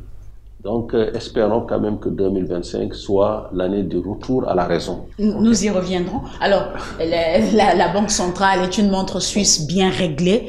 Fabriquée en Chine, à Shenzhen. Mais toutes les montres suisses sont fabriquées en Chine. En fait, là, ici, vraiment, je pense que ça me donne vraiment l'occasion d'interpeller peut-être les gens de la Banque centrale. Je sais que Adama peut-être les connaît. Non, c'est Dominique. D'accord, très bien. C'est-à-dire que, effectivement, quand on regarde les chiffres macroéconomiques publiés par la Banque centrale, l'inflation à 3%, le taux directeur maintenu à 3,5 et puis le taux marginal du prêt à 5,5, bref, ça a l'air d'être beau. En fait, c'est-à-dire que... Pourquoi vous dites ça a l'air? Non, en fait, aujourd'hui, quand vous regardez, prenons l'exemple, là, le pays où nous vivons, d'accord? Comment on calcule l'inflation? L'inflation, c'est quoi? C'est l'augmentation de prix, mais comment... L'augmentation générale. Oui, en fait, comment ils calculent? Ils prennent un indice, c'est-à-dire que l'Agence nationale de statistique font ce qu'on appelle l'IPC, l'indice de prix harmonisé, c'est-à-dire qu'ils reconstituent le panier d'un ménagère. De la ménagère. De la ménagère, excusez-moi. D'un panier de la ménagère. C'est ça qu'ils font, d'accord? C'est-à-dire qu'on reconstitue et on regarde ensuite l'évolution de ce panier-là avec le temps, d'accord? Quand c'est-à-dire par rapport au prix de base, quand le prix augmente trop, là, il y a une inflation. Quand le truc stagne, il y a moins d'inflation. Donc après, l'inflation, c'est pas quelque chose en fait de figé, mais il y a quelque chose de haut et de bas sur lequel en fait les choses aussi.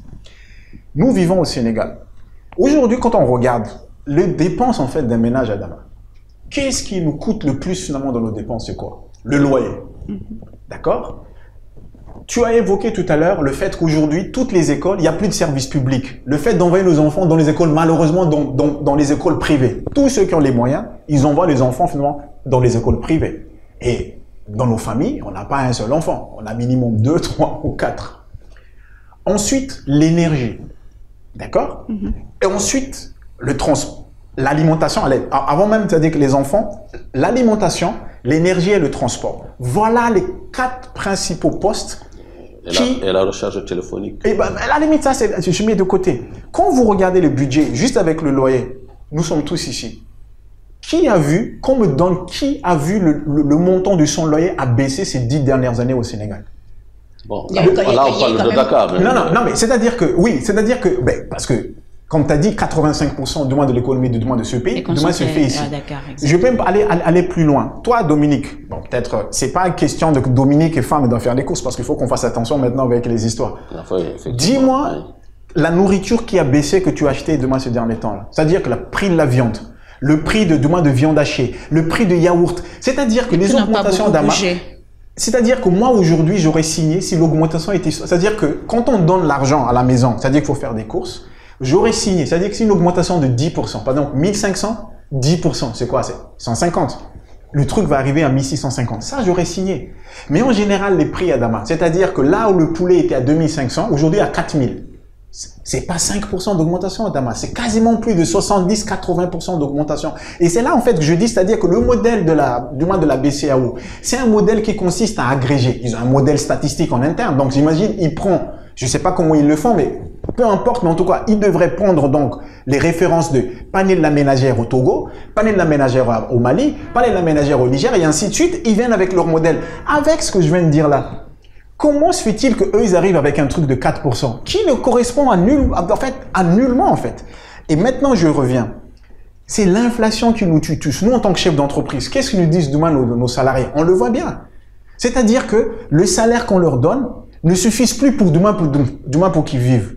Mais nous-mêmes, lorsqu'on facture, les gens, en fait, chez qui nous facturons, nous disent aussi finalement qu'eux ne peuvent pas payer, en fait, ils ne peuvent pas supporter demain cette augmentation. Qu'est-ce qu'on fait? À cause de l'inflation. Et c'est une inflation, effectivement, après les économistes vont dire importer, reconstituer. Ça, je leur laisse. Mais moi, mon point ici, c'est juste dire à Dama que le beau chiffre que la BCEAO, en fait, j'ai bien parlé de macroéconomie. Oui, effectivement, mais la macroéconomique, Adama, il est bien lié par rapport à une réalité économique. C'est-à-dire qu'aujourd'hui... Une réalité sous-jacente, tout à fait. Oui, mais peu importe, mais il doit correspondre à une réalité économique. Tout à fait. Tu peux me dire, oui, peut-être, oui, vous à Dakar, peut-être, vous êtes cher. Mais là, par rapport à leur modèle, si à Dakar, on est très cher et peut-être, je sais pas, au Bénin, au Togo, on est beaucoup plus accessible. Mais on peut jamais... Souvent au Bénin... Jamais, peut-être pas le mot que j'utiliserais, mais je demande en fait à revoir le modèle, sur quoi ils font pour nous dire que l'inflation était à 4. Aux États-Unis, hein, c'est pour ça que Joe Biden a perdu. États-Unis, on parle pas de 30% d'inflation. Joe Biden n'a pas perdu. Non, mais il a perdu à cause de l'inflation, Adama. Parce que les Américains, justement, ils ont élu Trump sur ça. C'est-à-dire que sur cette... Kamala Harris. Excusez-moi, voilà, Kamala Harris, excuse-moi. Bon, c'est vrai qu'on peut le confondre. Ouais, c'est le même team. C'est le même team. Donc voilà, c'est le même team. Mais c'est sur cette question-là que Donald Trump a basé toute sa campagne. Le fait qu'il dit que lui, via son MAGA, Make America Great Again, c'est-à-dire justement, c'est que lui va redonner le pouvoir d'achat aux Américains. Et quand vous dites vous redonnez le pouvoir d'achat aux Américains, c'est que vous allez en fait équilibrer leur salaire par rapport à l'inflation qui est. Donc, à vous entendre, il y a paradoxe entre les chiffres annoncés et de la réalité. BCEAO. Oui, bien sûr. Pour moi, il y a un gouffre. Mais c'est un truc incroyable. Je sais pas, chaque fois, ils publient. Depuis la Covid, hein. Depuis le Covid ou la Covid, je sais pas comment on dit. Le Covid ou la Covid. Ça passe. Ah, d'accord, ça passe. Ok. Depuis le Covid. Féminisé. Voilà. Depuis le Covid, je regarde les taux d'inflation et je dis, mais quel modèle? Peut-être ils vont dire qu'ils utilisent des modèles très complexes en statistique. Je dirais qu'ils parlent de l'inflation dakaroise. Voilà, à sa décharge. Vous parlez de Dakar. Mais il ne faut pas seulement se baser sur Dakar, il faut les sortir tendre. de Dakar, aller dans les milieux ruraux, aller dans les autres pays aussi. Je pense quand même que là, on parle de moyenne. On parle de moyenne, l'indice harmonisé des prix à la consommation aussi évolue. Les produits de référence dans le panier de la ménagère évoluent. Et je pense que... Mais tout ça à la hausse, ça demain, mais pas à la baisse. Évolue et je pense aussi que dans le calcul de l'inflation, on tient en compte de beaucoup d'éléments, mais il y a toujours un écart entre la macroéconomie et la réalité. Voilà, parce que souvent on conteste souvent les croissances, les taux de croissance. On dit qu'on ne vit pas de la croissance, on ne mange pas la croissance, etc. Mais dans certains pays ici quand même. Mais pour moi, 2025, si je dois le résumer en un mot, en un seul mot, je dirais ce sera Donald Trump. Ce sera Donald Trump. Parce que j'ai vu la Syrie s'effondrer en 12 jours. Comme si de rien n'était. Un président, presque une monarchie républicaine de 53 ans, disparaître comme par enchantement. On ne sait pas, jusqu'à présent, je n'en reviens pas, qu'est-ce qui s'est passé. Oui, mais c'est comme Blaise Compaoré, il était bien là aussi, non? Il a non, mais au moins Blaise, il y a eu des émeutes sociales, il y a eu des tensions. Il y a eu la guerre depuis. Mais là, bref, je pense qu'on aura une autre émission autour de ça, mais... Une petite rébellion qui arrive et qui le fait tomber. Et pourquoi je dis que ce sera Donald Trump? Parce que n'oubliez pas que Donald Trump avait traité les pays africains de pays de M3 points. Voilà. Mais c'est pas grave. Et n'oubliez pas que Donald Trump, il avait refusé les transferts de DTS aux pays africains. Les autres, pas les Est-ce que son refus est fondé? Écoutez, il avait dit que c'est l'argent des Américains. Non, mais le temps a changé. N'oubliez pas que Donald Trump aussi avait de manière assez claire dit au président Kagame, si jamais vous ne laissez pas les produits usagés d'habillement américains venir chez vous au Rwanda, je vous retire de la Goa. Oui. Donc c'est un leader transactionnel obsédé par ce rééquilibrage en faveur de l'Amérique. Oui, mais ça c'est... Donc, moi j'ai une autre lecture, vas-y je t'en prie. Nous n'aurons pas dans les négociations au sein du FMI, au sein de la Banque mondiale, l'Amérique en allié, mais plutôt on aura l'Amérique qui va venir accentuer sa domination encore sur nos pays. Et n'oubliez pas que c'est le premier actionnaire quand même du FMI et de la Banque mondiale. J'ai une autre lecture complètement différente. Pour vous, 2025, c'est pas Donald Trump. Absolument non, il a rencontré Milei d'Argentine et depuis il a changé. Non, 2025 pour moi, les États-Unis, tous les spécialistes l'accordent, c'est un empire qui se meurt. C'est-à-dire qu'aujourd'hui, ils n'ont plus les moyens, en fait, de leur politique. C'est-à-dire que c'est pour ça qu'ils veulent se retourner. Un empire, c'est quoi? C'est comme l'empire romain, les empires britanniques, les empires français. Vous étendez partout dans le monde. Aujourd'hui, l'Amérique n'a plus les moyens, du moins, c'est-à-dire d'être un empire. C'est un empire qui est en déclin. Il y a un économiste que je te conseille, Adama, qui explique ça super bien. Il s'appelle Richard Wolff. C'est un ancien de Princeton. Oui. Ce sont les, qu'on appelle ça les alumini avec les dialytéliens, tout ça. Donc, l'intérieur, il explique très bien. J'ai suivi sa longue vidéo sur votre recommandation. D'accord, très bien. Tu vois, c'est-à-dire que c'est un empire qui se meurt.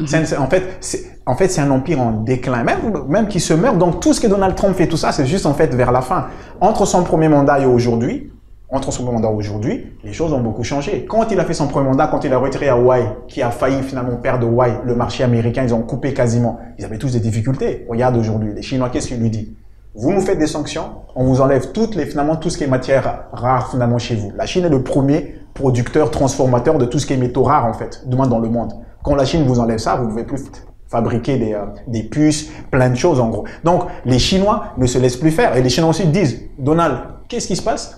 Combien tu nous dois déjà, Donald? Rappelle-nous, s'il te plaît. 800 milliards que les États-Unis doivent à la Chine. Donc, c'est pas un problème. Donc, pour moi, contrairement à Dama, pour moi... 2025? Non, ça sera pas le... Pas de troisième guerre mondiale, alors? Non, il y aura rien de troisième guerre mondiale? Il y aura rien de tout ça. C'est-à-dire qu'il y aura rien de tout ça. C'est-à-dire que pour moi, ce sont les pays des BRICS, pour moi, qui drivera, en fait, véritablement le 2025 avec la Russie, qu'on aime ou n'aime pas, qui sera réellement, la Russie et la Chine au centre du jeu. Parce que là, on voit bien. Pour quelle raison? Ils ont vaincu tout le monde. L'Ukraine, c'est juste une question de temps. Ils ont gagné en Ukraine. Qui a vaincu l'Ukraine? C'est-à-dire que la Russie, ils ont gagné. Ils ont gagné. C'est-à-dire que oui, ils ont gagné. Mais il y a toujours cette guerre entre les c'est juste une question de temps. Donnons-nous rendez-vous en janvier, Dominique. La Russie leur a montré tous qu'ils avaient une arme que personne ne pouvait arrêter. Ça s'appelle Orchenik, le missile vitesse hypersonique. Poutine l'a dit. On peut vous dire où est-ce qu'on va frapper. On peut même demander à vos populations de vous retirer. Dès qu'on le lance, vous ne pouvez rien faire. C'est ça, en fait, aujourd'hui, en fait, la réalité. Donc, la Russie, seule, c'est pas l'Ukraine, ça, c'est les faux mots. La Russie combattait contre l'OTAN. L'OTAN, c'est pas un pays, c'est une multitude de pays. Alors, restons dans les perspectives 2025. Donc, ce sera la Russie et la Chine. Pour moi, c'est les BRICS, en fait. Pour moi, c'est vraiment les pays de BRICS drivés par la Russie et la Chine. C'est-à-dire que, je pense que ça t'a pas échappé, Adama, ils ont fini de construire, donc comme Nord Stream a été finalement cassé par les Américains. Par les Américains, maintenant c'est validé. Personne n'a reconnu. Mais si, c'est validé. On dit que c'est des extraterrestres qui sont venus à mer du Nord. D'accord. Ils ont fini de construire un autre pipeline via la Sibérie, qui va le relier avec la Chine. C'est quasiment terminé. Donc, aujourd'hui, le vrai perdant de tout ça, en fait, c'est l'Europe. Donc, je veux dire, c'est que 2025 va davantage nous clarifier désormais parce qu'il y avait toute une propagande. Et même tout à l'heure, quand tu as parlé de la Syrie, parce que bon, après, on va pas faire de la géopolitique parce que la Turquie, d'un côté, pro-palestinien, d'un autre côté, parce qu'il y a des Kurdes, voilà, je vais aller combattre Bachar. Bref, c'est assez compliqué, du moins, dans cette région-là. Mais pour moi, clairement, 2025, c'est l'année des BRICS. C'est-à-dire que c'est l'année, en fait, où le monde, pour la première fois, deviendra réellement multipolaire et les gens n'ont plus peur. C'est-à-dire que le camp, finalement, qui soutient les Américains, quand vous le regardez bien, la Malaisie, les pays en termes de nombre d'habitations, même en termes de pays intermédiaires, aujourd'hui, ils n'ont plus peur de dire finalement qu'ok, maintenant, aujourd'hui, on soutient la Chine, on soutient la Russie. Quelle sera la part de l'Afrique ou quel sera le rôle de l'Afrique même pour 2025 dans tout ça? Et c'est vraiment, c'est très intéressant. Encore plus intéressant encore pour moi. C'est-à-dire qu'aujourd'hui, en termes de décision encore, moi, je fais partie de ceux, Adama, comme tu le sais, je réclame le souverainisme. C'est-à-dire quoi? C'est-à-dire qu'on est chez nous, on doit finalement définir selon ce qui nous convient, avec quel partenariat finalement on doit en fait conclure, et non plus dicter par les agendas des autres. D'accord? Et pour moi, justement, c'est tous les dirigeants africains désormais ont une responsabilité finalement pour ça, pour la fait de décision. Adama tout à l'heure a parlé tantôt. Alors moi, c'est-à-dire et puis je finis juste, excuse-moi. Juste un instant. Et puis je finis rapidement. C'est-à-dire que ils doivent choisir quel est le bien de leur pays, dans quel camp ils sont. Vous voyez ce que je veux dire? En fait, c'est comme pour faire un investissement. quel est votre flair? Avec quelle banque vous allez faire ou demain quel marché demain vous allez faire? Et pour moi, le fait de ne pas mettre les BRICS dans notre équation et l'affirmer, les autres vont nous menacer, hein. Comme Adama dit là, regarde, si vous prenez pas, je vous enlève ceci. Comme les Sud-Africains, si vous ne acceptez pas nos poulets avec plein d'hormones, tout ça, on vous enlève d'accord aussi. L'Afrique du Sud, d'ailleurs, une filière de poulets complètement à terre. Hein. Aujourd'hui. Mais est-ce que nos chefs d'État auront suffisamment de courage, de cran pour pouvoir s'affirmer? Moi, je pense je laisse d'abord Adama réagir et puis je reprendrai ta question. Moi, je pense que par rapport au souverainisme, en 2025, certains diront que ce sera ou sans le souverainisme. Moi, je pense que si le souverainisme, c'est du Sékou Touré, tout de suite, je dis non, je préfère Houphouët-Boigny. Ils sont tous les deux morts, Adama. Je préfère le pragmatisme, mais ils sont tous les deux morts. Mais justement, c'est ce qui est intéressant. Ils ont laissé leurs actifs. Quand on voit ce que... Non, attends. Quand on va à Conakry et on va à Abidjan, on sait qui est le souverainiste des deux. Pourtant, de leur vivant, celui qui portait le souverainisme, c'était Sékou Touré. Parce que le problème avec le souverainisme, c'est le populisme. En réalité, c'est quoi le populisme? C'est poser de vraies questions, mais avoir une solution. Non, proposer des solutions qui ne sont pas adéquates. Et les solutions adéquates pour les Africains, en tout moment, c'est le pragmatisme. C'est-à-dire, c'est de tirer profit de la situation géopolitique mondiale pour nouer des partenariats stratégiques et sans tambour ni trompette. On n'a pas besoin de clamer haut et fort que nous sommes des souverainistes. Il faut le prouver tous les jours à travers justement déjà la réforme de nos administrations, parce qu'elles ne sont pas du tout souverainistes quand elles ne délivrent pas aux citoyens le minimum. Je suis d'accord. Quand elles ne délivrent pas la santé, quand vraiment, pour avoir par exemple un papier, un extrait de naissance, vous devez faire 3 jours, etc. et tout. Donc le vrai souverainisme, c'est de travailler au service de sa population. C'est de trouver donc des solutions concrètes à l'exploitation des ressources dans nos pays, pas en imposant ou en discours contre les partenaires, mais plutôt en invitant les partenaires à de la perspective. Mais quand ces partenaires-là ne te respectent pas, Adama, parce que ça aussi, quand même, c'est une réalité. C'est-à-dire que le Niger aujourd'hui, quand ils ont mis fin finalement avec l'Union européenne et puis avec la Suède, ils voulaient faire une aide. D'accord, très bien, dit bienvenue. Mais dites-nous en quoi on a besoin de l'aide. Il dit non, on a besoin de vous, on va distribuer. Le Niger? Oui, bien sûr. Avec la Chine? Non, avec l'ambassade de l'Union européenne et puis avec la Suède. C'est ça qu'ils ont fait. Ils ont dit rentrez chez vous, gardez vos aides et rentrez chez vous. C'est ça que moi j'appelle le souverainisme en fait. On parle de la même chose. Non, c'est-à-dire que tu as raison, Adama, sur le fait que oui, en comparant. Aujourd'hui, il y a cette jeunesse, c'est-à-dire que moi, je peux comprendre. Par exemple, là, je l'ai pas mis exprès, mais même je l'ai rajouté. Je suis souverainiste et panafricaniste. Là, je me dis, vraiment, le combo que je déteste. Maintenant, il y a plus de plus. Franchissant les dernières secondes de cette panafricanisme doit être redéfini. Le panafricanisme ne doit pas être laissé, justement, aux nationalistes. Parce que le nationalisme, c'est quoi? Tu ne peux pas être panafricaniste si toi... Mais personne n'a réclamé nationaliste, en fait. Mais oui, parce que moi, je vois... la même chose. Moi, je suis bien le distinguo. Souverainisme et nationalisme. Le panafricanisme est porté souvent par des partis nationalistes. Je prends le cas de Laurent Gbagbo. Oui. On l'appelle panafricaniste, mais il n'y avait pas plus nationaliste, en tout cas envers les étrangers, contre les Burkinabés. Oui, c'est une erreur, l'ivoirité, tout ça. Là, oui, maintenant, avec l'ivoirité. Oui. Donc moi, le vrai panafricanisme, c'est le patriotisme, ce n'est pas le nationalisme. Mais tu le raccordes quand même finalement. Donc... C'est militer réellement pour l'intégration africaine. Oui. Pas militer pour le maintien des frontières héritées de la colonisation, puisque qu'on se le dise aussi. Tu veux jeter le franc CFA, jette-le avec... Alors nous allons, en une minute, jette-le avec les frontières héritées de la colonisation, avec tous les signes extérieurs de la colonisation. En une minute, on va juste boucler cette émission consacrée. On parle pas plus de perspectives, Dominique, 2025. On va boucler sur les perspectives. Ah oui, les perspectives 2025. Je répondrai à Adama en 2025. Je répondrai à Adama en 2025. Comment tu vas en 2025? Voilà. Vous me dites emboîtez le pas. Alors, en une minute, chacun d'entre vous, donc de quoi sera fait 2025? Alors moi, je vais faire un dessin. 2025. Est-ce que c'est un veillard ou un enfant, l'année 2025? Je dirais qu'il faut un mix, un peu de sagesse et beaucoup de dynamisme. Si tu étais français, on t'aurait appelé normande avec quoi Tu fais une réponse normande, comme dirait le français. Effectivement, effectivement. Pour un Mauritanien, c'est quoi casse? Effectivement, effectivement. Et il faudrait, pour 2025, justement, qu'on travaille sur... Si je dois choisir un seul projet, franchement, à plein temps, c'est la zone de libre-échange continentale. Parce que pour moi, je considère que Noé a construit son arche pour sauver l'humanité. Moïse a traversé la mer Rouge pour amener son peuple vers la terre promise. Et si l'Afrique doit construire son arche, c'est la Zleka.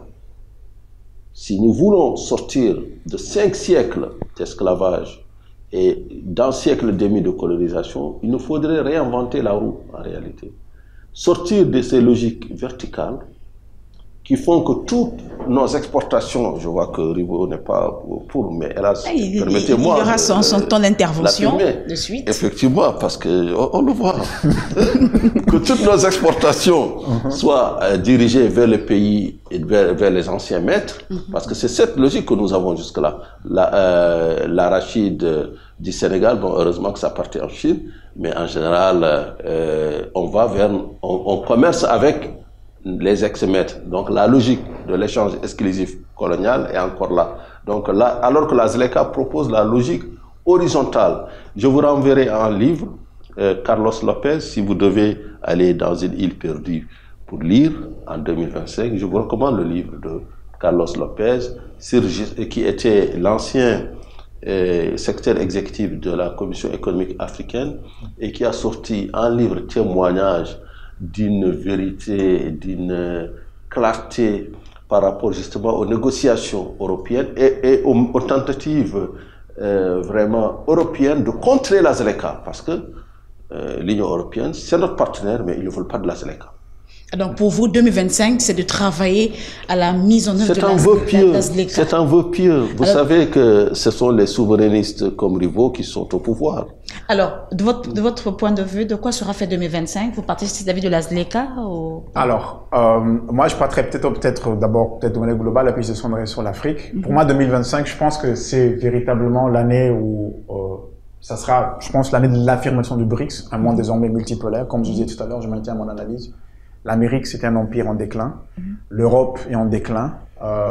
Point de vue démographique, point de vue économique, point de vue mœurs, point de vue tout. Et l'avenir, en gros, c'est nous. Et que ces pays-là, qui nous ressemblaient il y a quelques années, la Russie, c'est le pays de la matière première. Je pense qu'on devrait s'inspirer davantage de comment la Russie a fait pour transformer ses matières premières, pour faire une économie prospère. Comment la Russie, via des sanctions données par des Occidentaux, qui était un pays finalement qui importait du blé, est devenu 15 ans après le premier pays producteur du moins de blé au monde. Comment la Russie, qui est un pays qui était endetté avant les sanctions, est devenu un pays finalement qui n'a quasiment plus de dette. Bref, voilà, les pays sous les sanctions occidentales continuent à prospérer. Donc quel amour pour un État autoritaire. Non, mais écoute, c'est son point de vue. Voilà. Non, c'est-à-dire que je donne juste en fait, c'est factuel, c'est factuel. On aime, on n'aime pas, c'est factuel. Voilà. Et je pense que ce monde-là, l'Afrique justement devrait désormais, parce qu'on nous parlait toujours de modèles. On est resté sur les modèles occidentaux, les FMI, etc. Et tout. Dominique, vous me permettrez de lui poser une petite question? Bien sûr. Juste après son, et donc, après par son rapport analyse. à l'Afrique désormais, et je pense que 2025, c'est l'année où soit on réussira ou on échouera. Et c'est sur un élément... On réussira à quel niveau? Justement, c'est-à-dire que c'est sur la capacité de nos dirigeants, de nos leaders, peu importe qui sont, à prendre des décisions courageuses, à amener des réformes courageuses. C'est-à-dire des réformes courageuses aussi bien au niveau macro, du moins de chacun de leurs pays, qu'au niveau finalement continental. Et là, je souscris à Adama. Quelle serait leur contribution? Parce que toi, tu appelles effectivement à à ce grand marché. Mais quand tu regardes bien, au début, il y avait juste une sorte de poussée menée par l'ancien président du Niger, Issoufou. C'était lui qui ramenait un peu tout le monde. Une fois que tout le monde a signé, comme d'habitude en Afrique, la signature n'engage que ceux qui croient. A ratifié aussi. Mais tout le monde, c'est-à-dire que la signature n'engage que ceux qui croient. Hein. C'est-à-dire que voilà. Mais depuis, c'est plat, il n'y a rien. Donc, la capacité de ces pays-là, du moins des leaders de chacun de ces pays-là, finalement, à ramener cette jeunesse. Parce que cette jeunesse, c'est là où je dis tout à l'heure, on a besoin d'une idéologie, Adama. C'est-à-dire que c'est une politique. Quelle est votre idéologie? En Occident, c'était le libéralisme depuis la chute du communisme. Avant la chute du communisme, il y avait les deux blocs. Nous, aujourd'hui, c'est le consumérisme. Non, oui, ça c'est ailleurs. Mais je trouve que justement que le souverainisme et le panafricanisme, c'est une idéologie que nos intellectuels gagneraient justement à dépoussiérer, à revivifier. Moi, quand même, j'ai une question. On reste sur le point de vue réussite. Et à quel niveau l'Afrique échouerait? Alors, l'Afrique échouera pour moi si les dirigeants actuels et les leaders actuels n'entameront pas les réformes en fait nécessaires et obligatoires. C'est-à-dire que nous devons réformer l'éducation, nous devons réformer la santé, nous devons réformer la fonction. Toutes les réformes en fait, parce que sans la réforme, c'est juste une sorte de patchwork et on s'en sortira pas. Moi quand même j'ai une question pour vous deux. Pour Dominique, je déroge à la règle. L'intervieweur interviewé. Ici c'est moi qui pose les questions. Voilà, c'est ça. Et aussi, je comprends pas. c'est un putsch. C'est un putsch. Moi j'ai une question. Juste en quelques secondes. C'est une curiosité. Durant tout votre discours, cher Rivo, vous n'avez pas parlé de l'AES. Est-ce par raffinement? Non, c'est pas une obsession, Adama. Comment vous voyez justement l'AES en 2025? Je sais que c'est une question difficile, mais je ne peux pas ne pas. Pour moi, l'AES, comme je l'ai dit ici, ils partiront, ils reviendront plus. L'Alliance des États du Sahel. Donc, vous pensez qu'ils vont quitter la CEDEAO? Oui, c'est pas ils vont. Pour moi, en fait, ils vont quitter. Parce que pour moi, faire tout ça pour rester, du moins, c'est comme vous nagez, vous affrontez les requins, tout ça. Et puis voilà. Ils ne resteront pas, parce que s'ils restent en fait... Et s'ils restaient? C'est une possibilité aussi, parce que là, on parle des probabilités, mais je pense que cette probabilité-là, elle est très faible, contrairement à la probabilité, en fait, du moins qu'ils quittent. Et là, tu as donné... Et vous êtes d'accord qu'ils partent? Qu'est-ce que vous leur conseillez? Non, ils ont raison. Non, c'est-à-dire que moi, je suis pas eux. C'est-à-dire que moi, je constate juste. C'est-à-dire que l'or, parce que nous avons tous la remarque courte quand même. Pourquoi ils ont quitté? Parce qu'il y a des pays... Ne revenons pas. Non, on va pas revenir au pays, mais justement, mais c'est la raison du moins qu'ils ont invoquée, c'est-à-dire qu'au nom du moins de leur souveraineté. Ils l'affirment. C'est-à-dire que la CEDEAO, ils estimaient, pour certains à tort ou à raison, que c'est une organisation qui était dirigée par un pays étranger contre contre leur propre intérêt à eux. Voilà. Ils actons. Maintenant, faisons en sorte que, voilà, comme toute chose, il y a un divorce.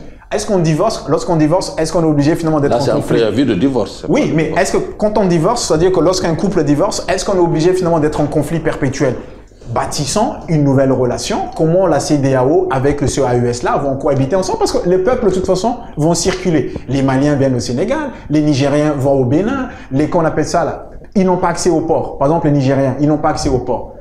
Il faut bien finalement qu'ils négocient un moment et un autre avec le Bénin pour que finalement le port ouvre, même s'il passe par Lomé actuellement, parce que économiquement, à terme, c'est pas non plus viable. C'est-à-dire qu'on peut faire une sorte de posture dans un premier temps, mais économiquement, du moins, c'est pas viable. C'est-à-dire qu'aujourd'hui, le Niger importe, c'est-à-dire exporte ou importe via le port de Cotonou, ça revient beaucoup moins cher à tous les entrepreneurs, à toutes les entreprises nigériennes que via passer par le Burkina. En plus, il y a Togo.